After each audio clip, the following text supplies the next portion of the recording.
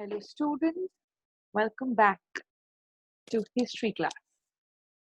The last class we saw the timeline of section 2. Today learn about, we will do an introduction to section 2 of this book. The section 2 of this book deals with empires. The theme of this section is empires. So over 2 millennia that followed the establishment of empires in Mesopotamia, various attempts at empire building took place across the region and in the area to the west and the east of it. Sorry about that.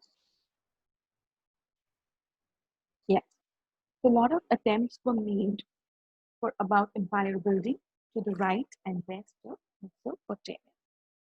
By 6th century BCE, the Iranians had established a control over major parts of the Assyrian Empire. Networks of trade developed over land as well as along the coasts of the Mediterranean Sea. So trade networks had started developing. In the Eastern Mediterranean Greek cities and their colonies, they benefited from the improvements in trade. And it was the result of these changes. They also benefited from close trade with nomadic people to the north of the Black Sea. So, Eastern Mediterranean, Greek cities and their colonies were all benefiting from this trade route. In Greece, for most part, city-states like Athens and Sparta, they were the focus of the civic life. From among the states in the late 4th century BCE, the ruler of the kingdom of Macedon, that is Alexander, he undertook a series of military campaigns and he conquered parts of North Africa, West Asia, Iran, and he reached right up to Beas. At Beas, his soldiers refused to proceed any further east. His troops retreated and many Greeks stayed behind. But his soldiers said, now we will not go any further. Throughout the area under Alexander's control, ideals and cultural traditions were shared among the Greeks and the local population. So ideas and cultural traditions started to be interchanged and shared with each other. The region on the whole became Hellenized, and the Greeks were called Hellenes. Greek became a well-known language throughout,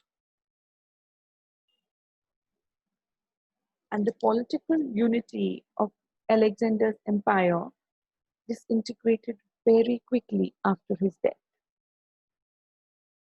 But for almost 3 centuries, even after his death, the Hellenistic culture remained very important to the area. The political unity quickly disintegrated, but the Hellenistic culture stayed. It remained for almost 3 centuries after Alexander's death. The period is often referred to as the Hellenistic period in the history of the region. But this ignores the way in which other cultures, like Iranian culture, which is associated with the old empire of Iran, they were also important. So Hellenistic period normally ignores the way in which other cultures were as important as Hellenic notions and ideas. After this, a small but well-organized military forces of central Italian city-state of Rome took advantage of the political discord that followed the disintegration of Alexander's empires, and they established control over North Africa and Eastern Mediterranean from 2nd century BCE. At that time, Rome was a republic. Government was based on a complex system of elections,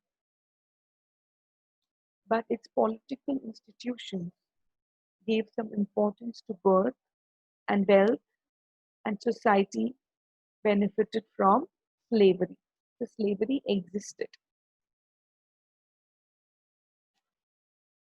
The forces of Rome established a network for trade between the states that had once been part of the Alexander's empire.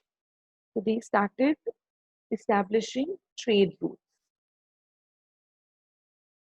In the middle of 1st century BCE, a high-born military commander, this Roman Empire was extended to present-day Britain and Germany.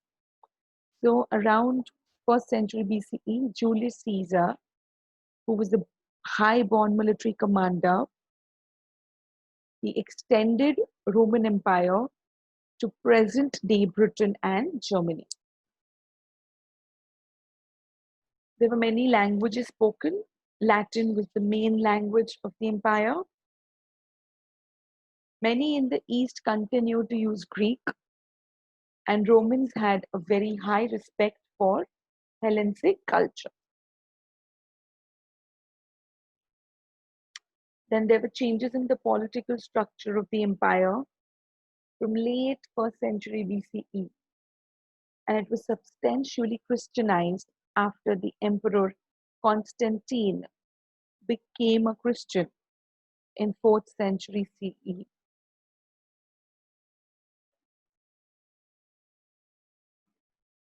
To make governing easier, Roman Empire was divided into eastern and western half in the 4th century Common Era.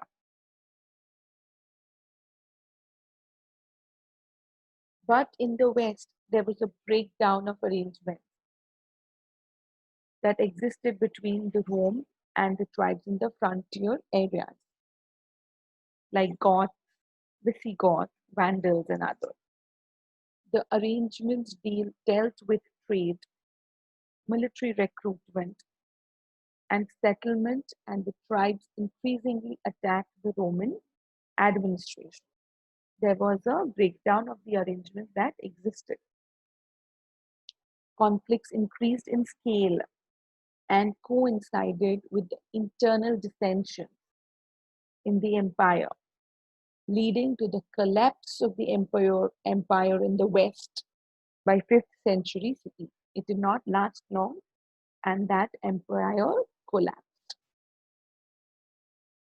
Tribes established their own kingdoms within the former empire,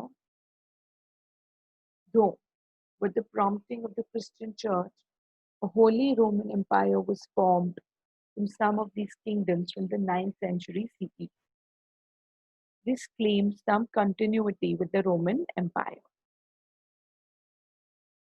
Between the 7th century and the 15th century, all the land of the Eastern Roman Empire came to be taken over by the Arab Empire, and it's created by the followers of the Prophet Muhammad, who was the founder of Islam in the 7th century, and centered on Damascus by its successors who ruled Baghdad initially. So between 7th century and 15th century, all the land of the Eastern Roman Empire was taken over by the Arab Empire. Okay, and this Arab Empire was made by the followers of Prophet Muhammad, and it's centered on Damascus, okay, who ruled Baghdad initially. There was a close interaction between Greek and Islamic traditions in the region. The trading network of the area and its prosperity attracted the attention of pastoral people to the north, including various Turkic tribes, who often attacked the cities of the region and established control.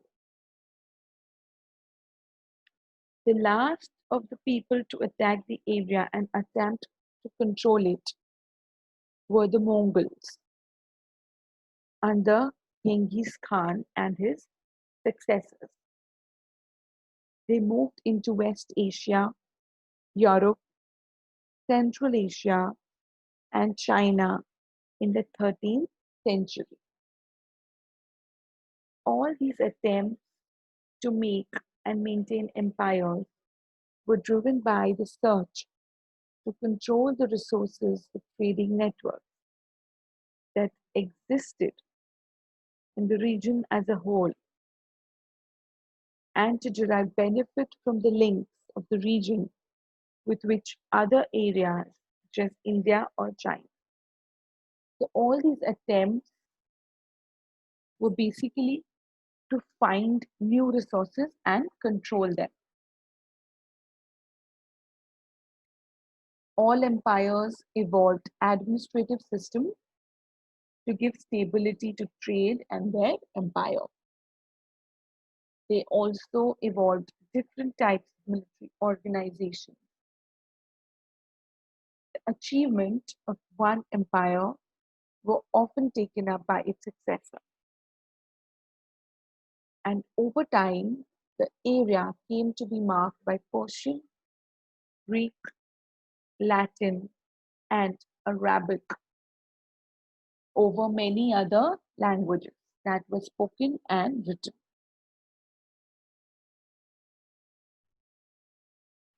The empires were not very stable. This was partly due to the disputes and conflict over resources in various regions. It was also due to the crisis that developed in relations between empires and pastoral people to the north, from whom the empires derived both support for their trade and provide labor for production of manufacturers and for their armies. So the empires were depending quite a lot on the pastoral people of the north for trade, for labor, and for armies. Not all empires were city-centric. Mughal Empire of Genghis Khan and his successor is a very good example of how an empire could be maintained by pastoral people. Religions that appealed to people of different ethnic origins who often spoke different languages were important in the making of large empires. If you look at Christianity, which originated in Palestine, and Islam that originated in the 7th century CE. So with this, we end the introduction to section 2. So these are the things that you all will learn about in this section. We will learn there are 3 important chapters in this section. First one is an empire across 3 continents. Then we will learn about Central Islamic lands. And lastly, we will learn about nomadic empires. With this, I end today's class. I am not giving you any homework or any work. You can just finish the timeline drawings in your notebooks if you haven't of section 1. When we meet next, we start with the chapter An Empire Across 3 Continents. Till then, stay home, stay safe, keep learning, and take care.